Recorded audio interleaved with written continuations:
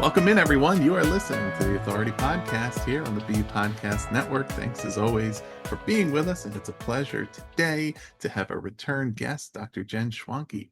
Jen has been an educator for almost 3 decades, teaching or leading at all levels. She currently serves as Deputy Superintendent in a district in Ohio, and she is co-host of the popular Principal Matters podcast, along with our recent guest, Dr. Will Parker, who you heard here recently, and she is an instructor in educational administration at the Ohio State University.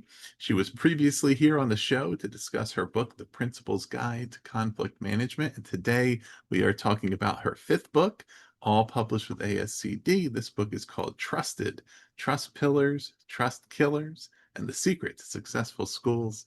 Jen, welcome back to the show.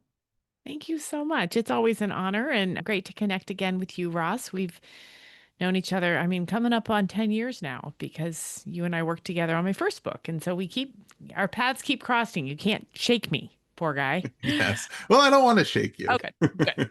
But maybe I'll shake some answers out of you. There you go. We'll do that. Perfect. What I was thinking as I was reading about this book and thinking back to our previous conversation is I love how specific the books are as far as the topics and really zeroing in on a particular topic of importance to school leaders, which is easier said than done, I think, with the number of different books that are out there. To probably have confidence to just focus on the one thing, and there will be other books for other topics, right? But as you start to write about one thing, you think, oh, but there's a million different things that all matter. Exactly.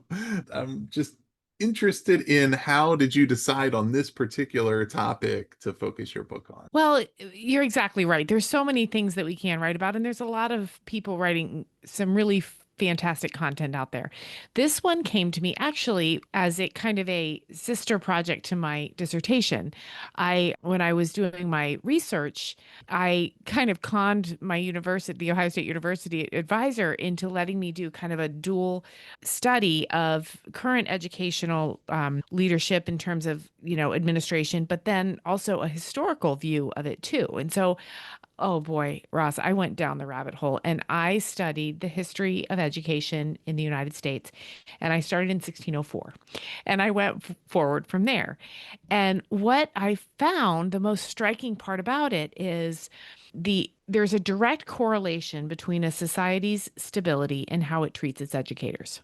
There's a real truth to the idea that society reflects her ills or her cultural needs, her norms, her functions on its schools.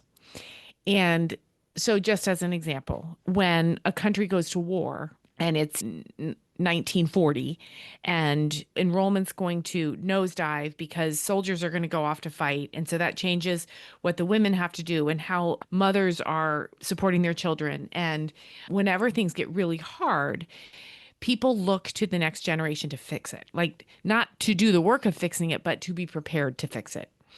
And so that just was a huge moment for me because I thought we right now as a society are kind of flailing around, right? There's not a lot of understanding, shared purpose. There's not a lot of trust. And so guess what? There's not a lot of trust in schools either. So we hear teachers saying we're not trusted. We hear teachers saying I don't trust my administrator. We hear administrators saying I don't trust my teachers or my community. And kids are saying we don't trust each other. So then I started thinking about trust and what we mean when we say that. And it's kind of like love, right? We know what it feels like, but we have no idea how to describe it.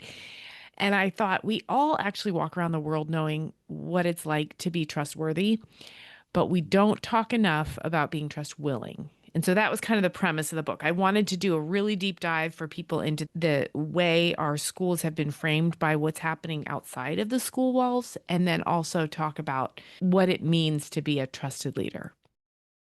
It's really timely for me personally as I hear you talking about that, because I was a guest on a podcast just recently and was asked a question I wasn't really expecting, which was if I had a magic wand and I could change anything about, the education system and education in the country, what would it be? Or I guess change anything about schools. And I said kind of the easy answer, and a perfectly good answer that would cover a lot was unlimited resources, right? If there was enough Right. money to do anything that they wanted to do, that every school could have the same access to resources, educators could be compensated, and so on and so forth. I said, like, the answer that's a little bit harder and more intangible would be around public opinion, perception, and attitudes. And I was having a hard time, like, really feeling like I was properly articulating what I Hmm. was trying to say, right?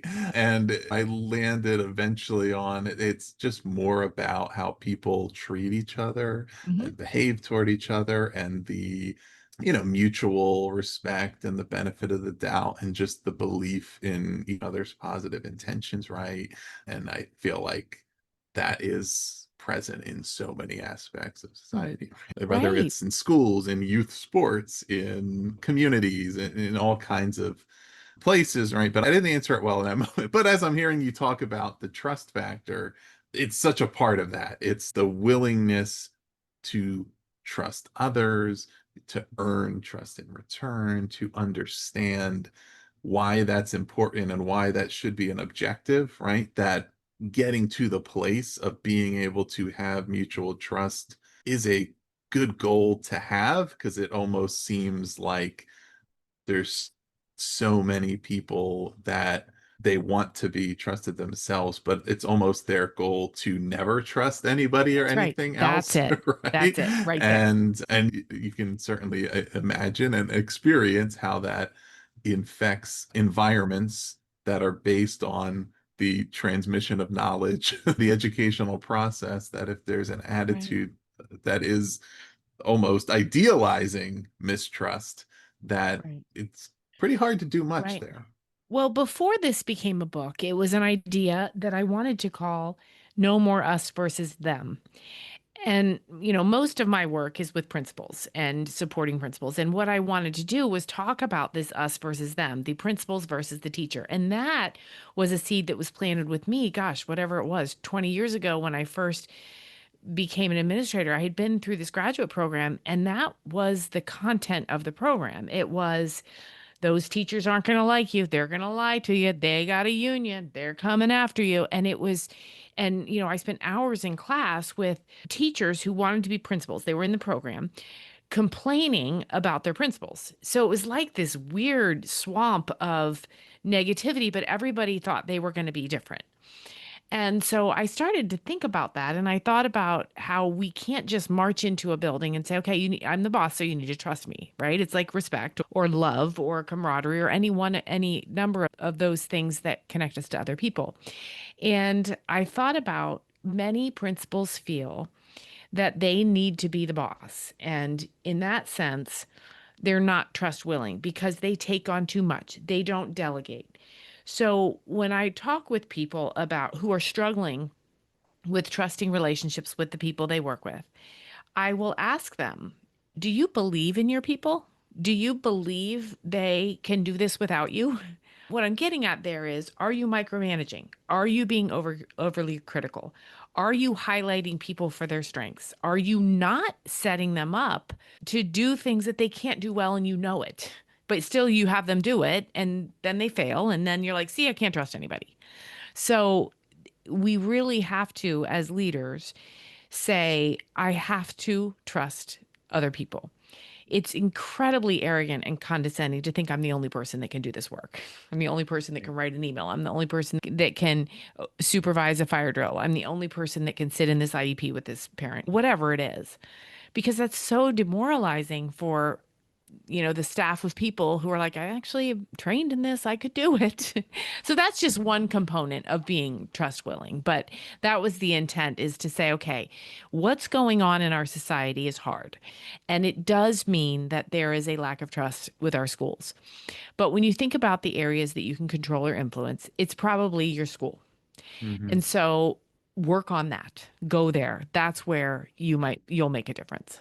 What's the difference between being genuinely trusting and perhaps between being overextended or lazy or Right. over eager to delegate, right? You know what I mean? There's trust, and then there's giving people autonomy maybe over their jobs, but maybe in such a way that's not a true demonstration of trust. And certainly it could happen in the case of there's too much to do. And so I have no choice, right? And maybe it's somebody who might have a tendency toward micromanagement or may have certain people that they haven't necessarily taken the time to fully, define what their trust is in that person and have communication about it and develop it. But they have to hand things over to them and let them do the job. But there could be, I would assume, some things that undercut that from becoming as productive a trusting relationship as it could be. Right. Well, I think there needs to be a distinction made here in this moment between trust and workload. Mhm. Those are two very different things, or trust and output. For example, trust is a mindset and it is the bigger umbrella. And I could have called the book this instead. The bigger umbrella is collective efficacy.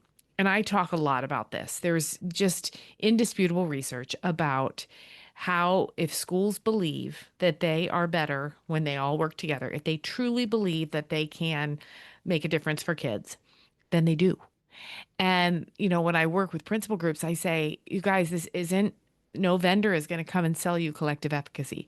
There is not a workbook. There is not software. There isn't a program. There's not a curriculum because it's just a belief. It's not even something you can touch. And that really is the root of trust. And it's not just saying the principal's going to trust the teachers to do stuff. That's not it. The principal's going to trust that they have a staff of professionals that don't need micromanaged and don't need criticized. They want supported and they want training that is relevant and they want to be seen as the professionals that they are. But then there's the other side too, right? That those teachers or the staff or whatever, they need to be able to say, okay, my principal, I believe that they will do the hard things. They'll pick up the broom. They'll make the tough conversation, make that call. They're not going to call off every Friday and then complain when teachers call off every Friday. It has to be that mutual respect. And again, that belief that we all got to pitch in and stir the soup here or it's not going to get done. Yeah. What about all the different constituencies, with whom Right. a school leader needs to have a trusting relationship? So we've talked about staff and faculty, but there's students, there's parents. We talked a little bit about parents, but we haven't talked that much about students. But I think what the trust is different between them, certainly as far as what it looks like to have that reciprocal nature of trust and how to develop that. Are there certain things to sort of indicate or highlight in the relationships to those different groups?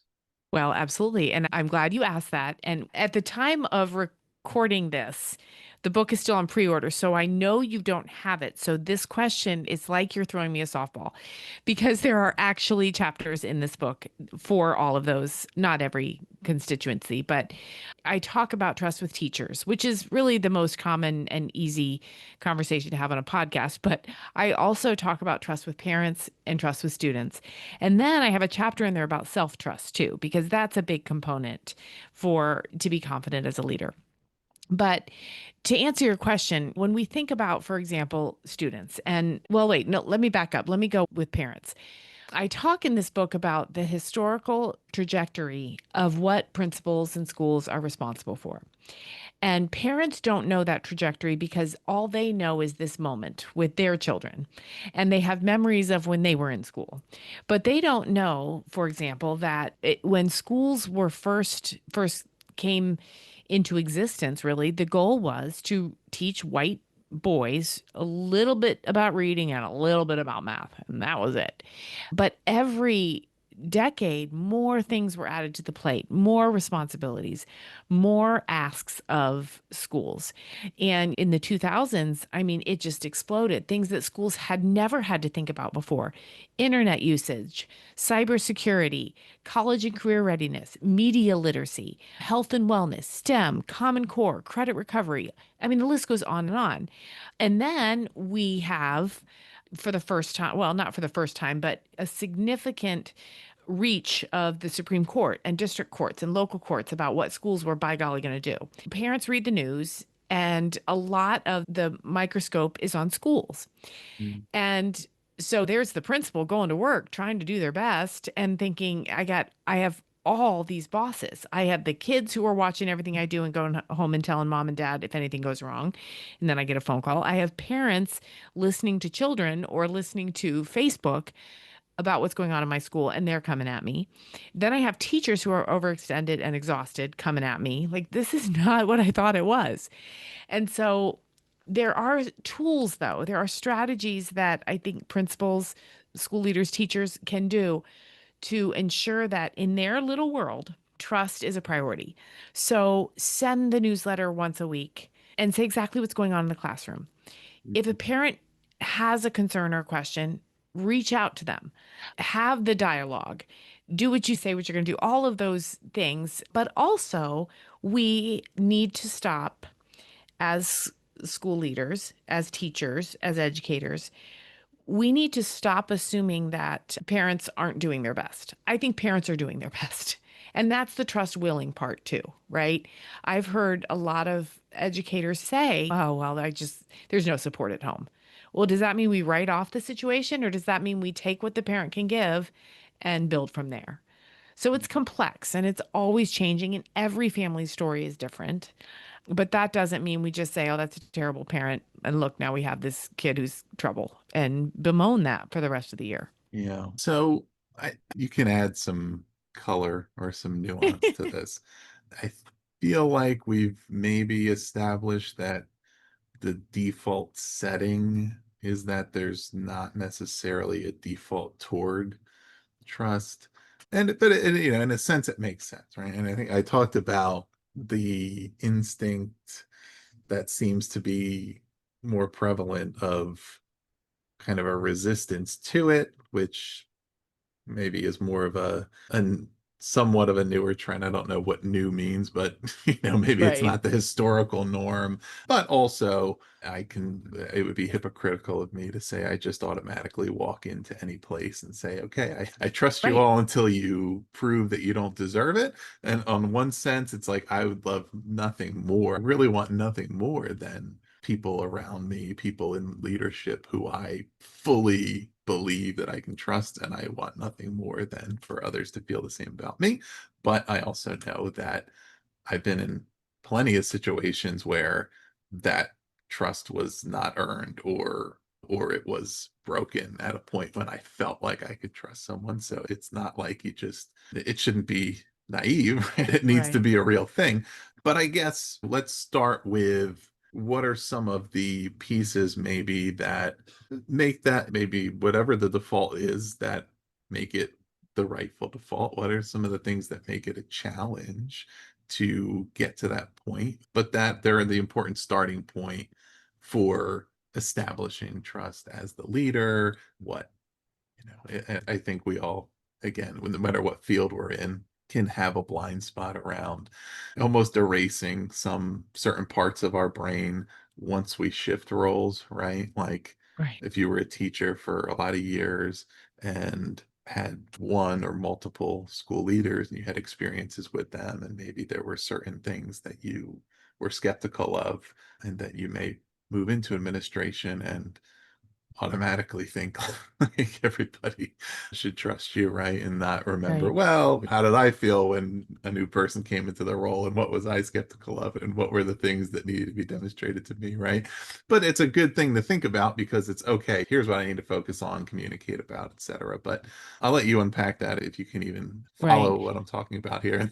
You say that. Right. No, I think that unpack is the right word, because there's a lot there to think about. And you asked, you said, what about some of the, these are my words, not yours, but what are some of the barriers to this whole I trust you, you trust me thing? And there's multiple barriers. We all come with our stories. We all come with our history. We all come with a memory of our elementary school principal, or the time that, in high school that we got in trouble for something we didn't do, or all of those feelings that we carry about our own school experience. And then we also, when we look at an entire staff, there's going to be a small percentage who just don't like you because you're the boss, period. This is completely unscientific and not research, but I always say there's a 25, 50, 25 rule. rule. And that is 25% of the people are going to like you and trust you because you are the one with the master key. There's 25% of the people who are can't stand you because of that. And then there's 50% in the middle who are going to kind of go back and forth, and they're going to like some things and they're going to not like some other things. So, what do you do with the people who, no matter how hard you try, are not going to be trust willing nor trustworthy? And I always say, well, you trust around them, just like you lead around them. You can't pour 99% of your energy into one or two people. You have to build this collective efficacy around the people who will and can and want to join the team, so to speak. And there's a million reasons or ways that people can kind of get off track. It's not like you're ever going to get an entire staff to say, I love this work, I love this school, I love every student, I love my principal.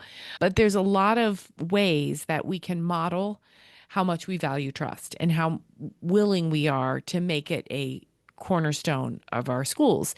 And we have to talk about social media because it's in our faces, and we can't talk about trust unless we talk about some of the ways that it erodes.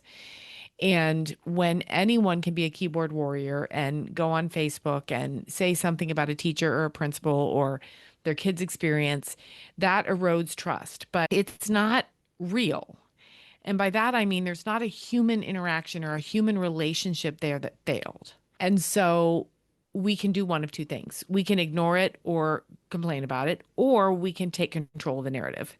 And we can say, okay, social media, we're not going to beat it back. So let's join it, so to speak. Mhm. Let's make a private Facebook page with our community, a private group that they can ask questions and we can give answers. We can train our community that this Facebook page or the website or whatever tool you use, that's the source of truth. So all the rest is noise, but we recognize the noise is serving a purpose. So we're going to create our own noise, and it's going to be true, timely, on point, and we're going to train our community to say, as they're sitting at the pool or they're running into each other at the grocery store over the avocados, well, you better check. Have you checked the website? Have you Yeah. checked?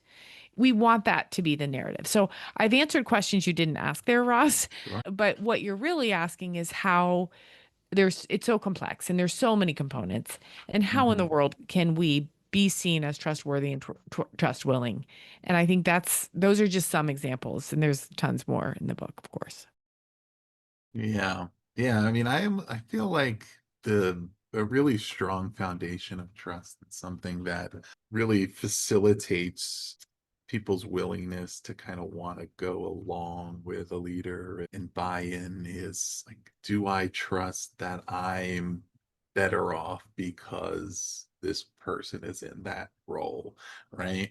And Right, which is, it means a specific thing, right? Because it right, can't be they're a pushover, they just let me get away with things, and I'm happy that I can just kind of get it, because then eventually that pretty quickly turns into, well, if it's that easy, I should have that job.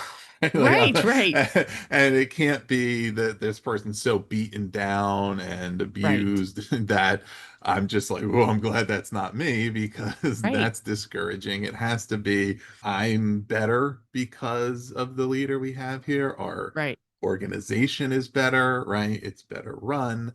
I have opportunities to develop, right? It's like, it's because, and I can see that, and I know that's beneficial to me. I know it's beneficial to the students, to my colleagues, and I can clearly see the value add of having that principle in this case, right? Because I think there are cases, I've had conversations about this sometimes on this show. I think I've had it explicitly one or two times with guests of basically which is better, like having a bad principal or none at all. Just if you right, just took the person out of the building and just said, right, just run it yourselves, right?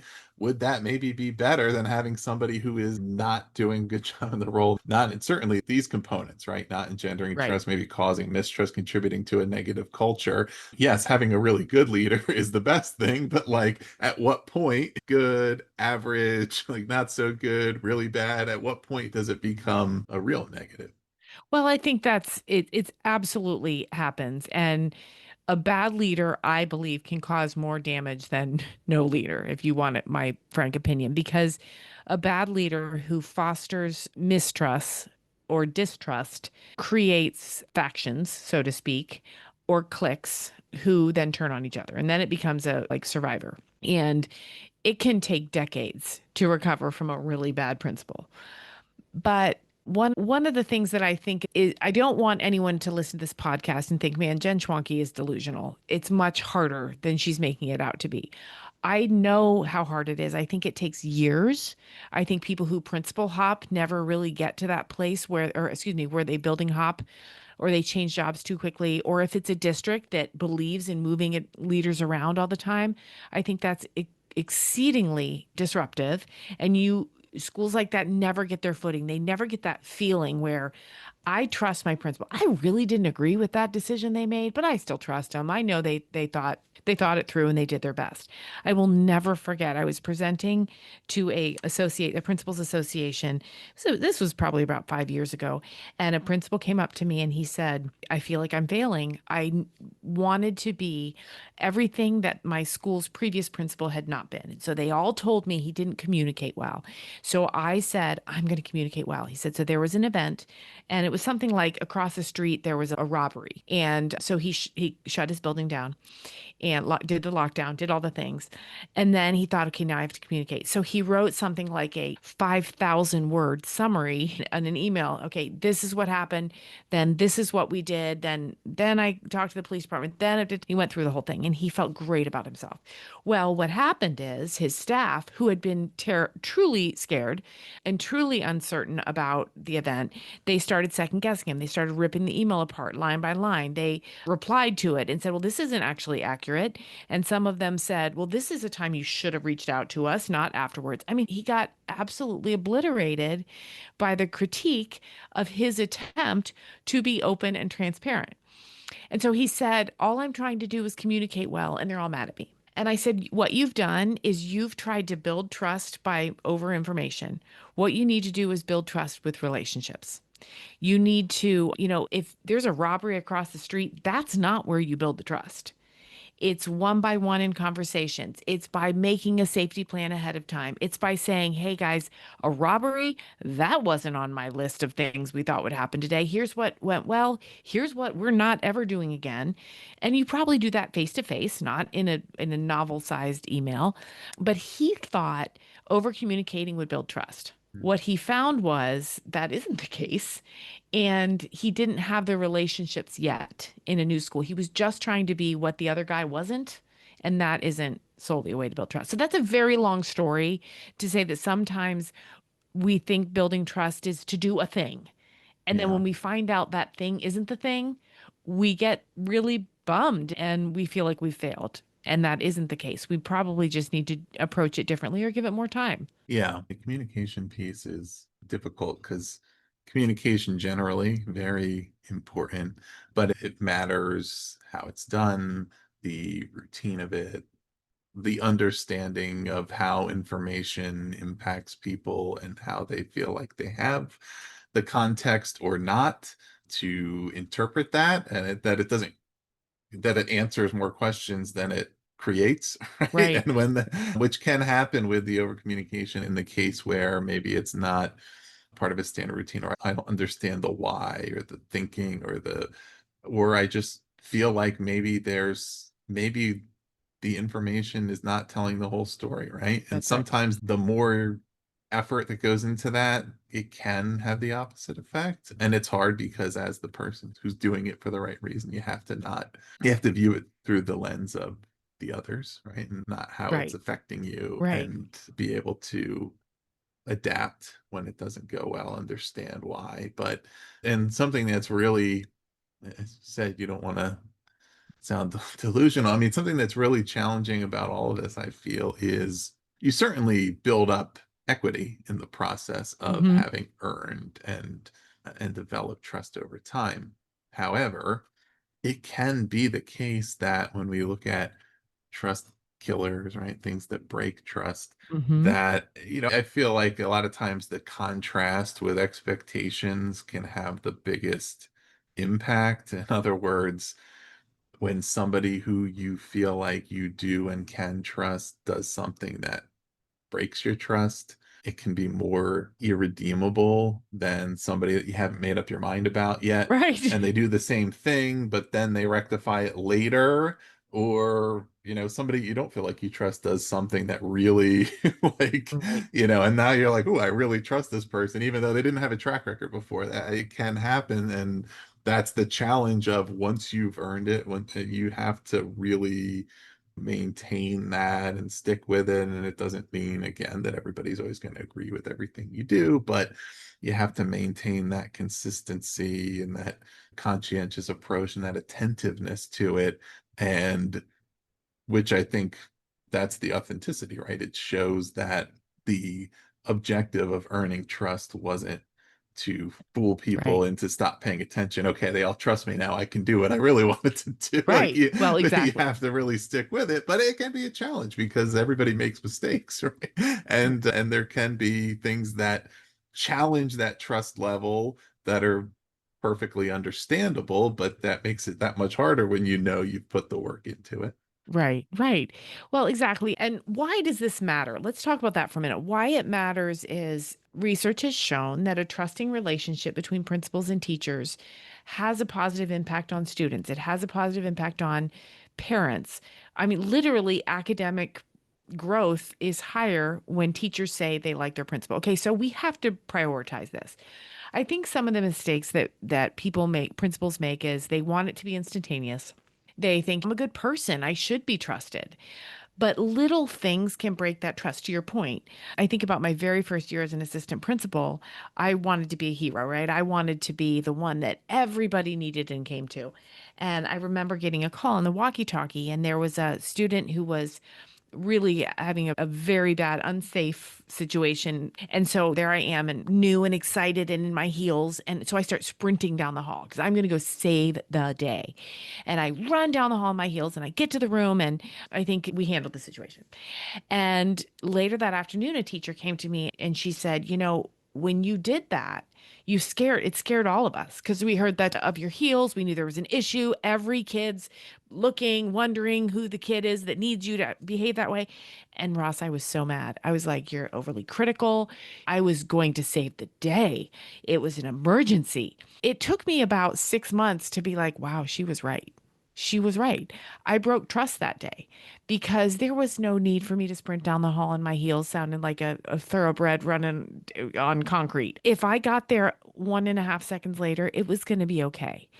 But what I did is create a sense of urgency and emergency when it wasn't there. And all I needed to do was slowly walk, get in the room, bring my sense of calm, help de escalate the situation, and then go back to my office. But I didn't. I was like, I'm going to be Superman. Behaviors like that, it broke trust. So I had a choice then. I could be really mad at this person forever and ever and say they don't get what it's like to be a principal. Or I could go back to her, and I did. It was months later, and I said, I just want you to know you've really helped me as a leader. You made me better because I needed some time to think this through, but you were exactly right. And so that's the part of building trust where I think we can go way overboard with the word vulnerable as leaders. I think a lot of times people need us to be strong and confident, but we also do need to say, "Hey, that was a misstep on my part. I really appreciate you pointing it out. You made me better today." And then we want that to be reciprocal too. We want teachers to say, man, at that staff meeting, the principal said something that really made me a better teacher today. Or, my principal sees me and values me. And whenever I do something really amazing, she's going to take the time or he's going to take the time to tell me. So it's that mutual appreciation. It's having a relationship where you can give and take constructive criticism. And then that builds. It's just like in a family, it builds when you're doing this together for the right reasons. How can you find out if you are trusted? That's a great question. What I'll tell you not to do? I do not make a Google survey and send it out. And here's why. I was talking to a principal who lives on the West Coast, and she called me, she was actually crying. And she said, my staff hates me. They don't trust me. And I said, wait. How do you know that? And she said, well, I sent out a survey. And I said, well, who wrote the question? She said, I did. I said, who answered it? She goes, well, about 75% of the people. And I bet I know who it is that's mad at me. She starts to like guess who had said certain things. She's like, I know it's from because I told this person no. So she starts like deconstructing these questions. Well, they weren't normed.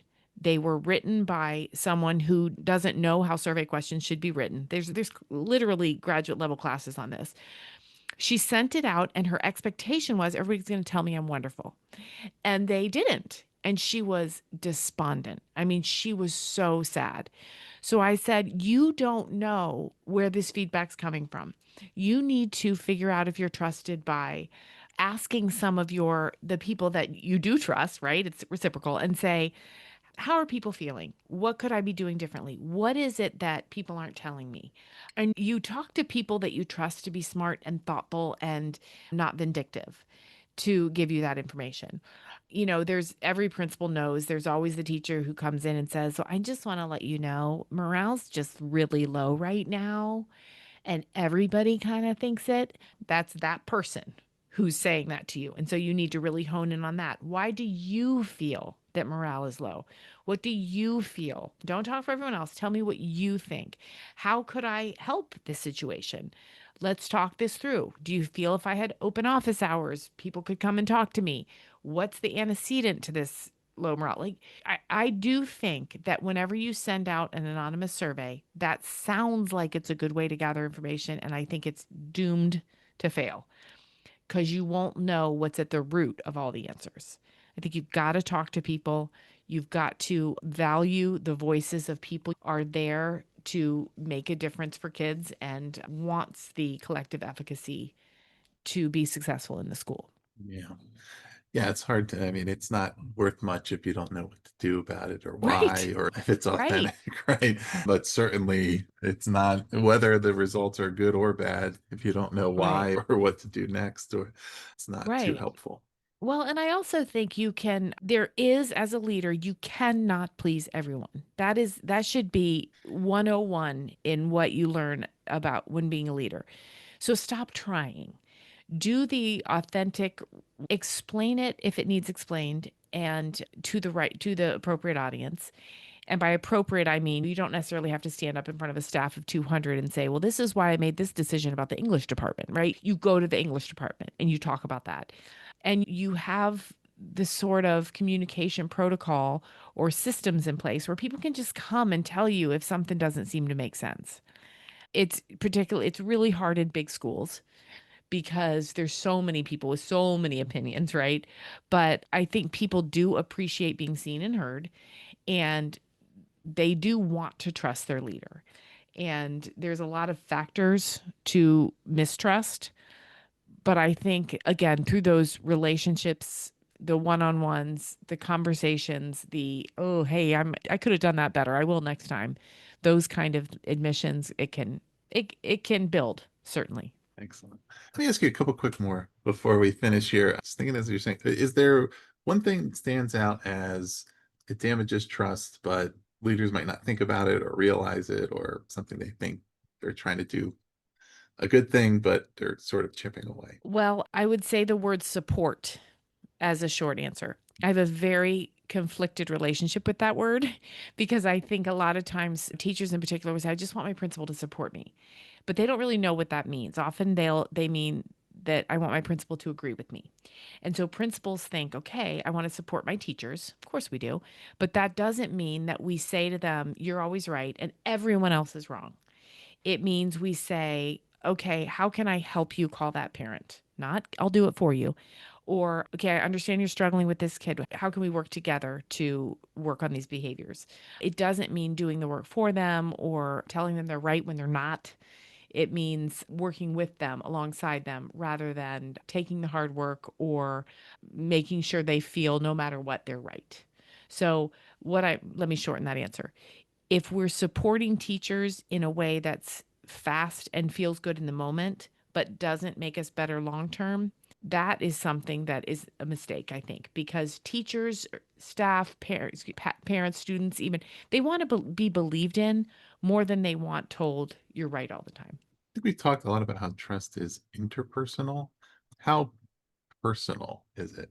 Like, how, in other words, can there be a number of different styles of earning trust and establishing what trust means in context? I think the short answer in my experience is absolutely yes. I think self trust is an essential foundation for building trust with others. I think we have to have a strong self belief, embrace vulnerability without compromising our authority or our effectiveness. And I think sharing leadership with others is sharing trust with others, making sure that everyone thinks that they're on the same team. All of that will lead to a positive impact. And I actually don't know if I answered your question directly there, but the foundational, can it be different? That's what you, let me answer better. Yes, I think it's very different on depending on who it is that's leading the building. When I first started leading, I thought I needed to be a certain type. I needed to be a principal with suits. So I went out and bought all the tweed. I went to Talbot's. I was like, I'm going to be this principal. But I wasn't myself. And I think people sniffed that out and they didn't trust it, right? Because they're like, well, this woman is posing as a principal, but she's not really a principal. As I went throughout my career and I learned who I could be, which was myself, that's when I found my success as a principal. So I think if we're trying to fit ourselves into a mold of what we think a principal should be, it's going to be tricky because people are going to sniff that out and they're Yeah. going to know we're a little bit fraudulent in how we're presenting ourselves. So the number one tool I think is be authentic. Be who you are, whether that's the way you present yourself or the way you sign off on your emails, or if you give a little jig when you're walking off the stage after graduation, just being the human that you are is going to mean that trust looks differently between principals, but it's going to be more real. Yeah. Yeah, I mean, I think that's an important point because everybody may have a certain picture in their head of people that they trust or what they think in it, and it may make certain leaders or aspiring leaders feel like it's extra difficult because they're thinking, I don't know if I can do this piece, or even certain of those relational dynamics that may be different folks. It's not as much of their personality, their strength, but there's different ways. I mentioned consistency earlier. There's certain factors that are really important, and it's people knowing, like, once they understand you and how you operate, knowing what to expect, knowing that you will apply standards fairly, right, and value. And sometimes that can look like, I don't know that much about this leader's personal life or whatever, right? I don't know their political views, they're this, that, and the other thing. I don't know if I agree with any of that. It's not part of the equation. I know that they'll follow the rules as laid out. I know that they'll make decisions based on these criteria. I know that when something happens, I can trust that they will handle it the way that it is handled and should be handled, and that I can agree with that. There's other people who I feel like I know them really well. We get along. They open Right. up. They're more vulnerable. They have a different style, right? A different way of. They might be more of the over communicator, right? Versus Right. whereas that first type, if they were to over communicate on something, you might say, "Where is this coming from? What's going on here?" With Right. Right. and there's other styles as well, but those would be very different types of leaders, and people who are used to one or the other might think, I don't know if I can do that, or Right. um, Right. But there's foundational things that trust cannot. This is why the trust pillar is part of the book. There are things that if we do them, we're not going to be trusted. So the trust pillars that holds it all up, we have to be reliable. We have to be kind. We have to be honest. We have to be fair. We have to be professional and have an open mindset. I once did some executive coaching with a principal, her superintendent required it. And she said, I don't know, people are always, they say they don't trust me. They're always just saying that I gossip. And I said, well, do you? And she said, I don't think it's gossip. I mean, yeah, sometimes people talk about some other teachers, but my intentions are strong. And I'm like, no, they think you're a gossip. They're not going to trust you if they think you're a gossip. So whether you identify it as gossip or they do is kind of irrelevant because the trust isn't there. So there's certain things we have to do or trust has no chance. All right, let's do one more question, which is, I would think, an impediment to really stepping into to fully embracing the process of earning, establishing a trusting environment is that imposter syndrome, that right, that piece of feeling like you don't trust your own qualifications or your worthiness to be trusted, particularly for a new leader. How can one confront and then work through and overcome that to get to better? As you mentioned earlier, I teach aspiring principals, graduate students, and every intro class, that's exactly what they say to me. They say, I don't know if I can do this job. I don't know if people will trust me. I'm kind of scared of it. And so this last semester, I was like, you know what? I'm doing something different. I said, I did an exercise and I said, tell me when in your professional life you have done something that would make you untrustworthy. And they didn't have an answer. And I said, okay, there you are. You There's no reason you're making this problem up. You are trustworthy. People do like you. You do want to be an administrator, but you've convinced yourself you can't be the person you've already proven that you are. So, honestly, the best way to discard imposter syndrome nonsense is to put it in a box with a lid on it and shove it away. If you are a trustworthy and trust willing person, yes, there's going to be some naysayers. You're not going to win them all, but we can't cripple ourselves before we even begin. We have to say, you know what? I can do this. Hundreds of thousands of people are doing it right now, and they're very trusted. They're school leaders that are beloved and trusted.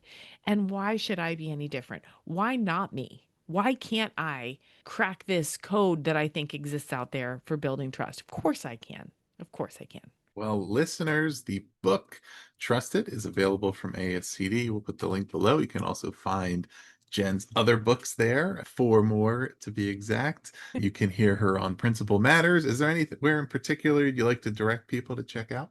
Yeah, just go to my website. It's jenschwanke.com, and there's a lot of information there. And then there's also a form you can fill out that will shoot me an email and we can be in touch. So thank you so much for having me, Ross. It's always so fun to talk to you. I feel like we need about 8 more hours.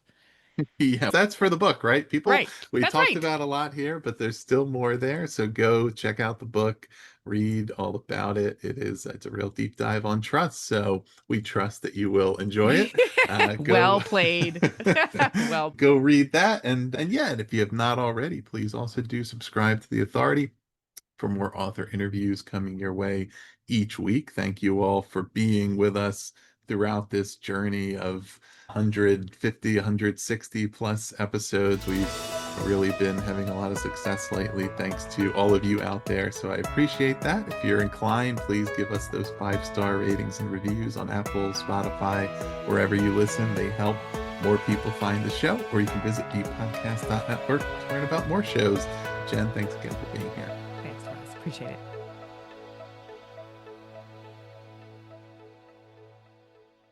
This episode was edited by Gage Sanderson.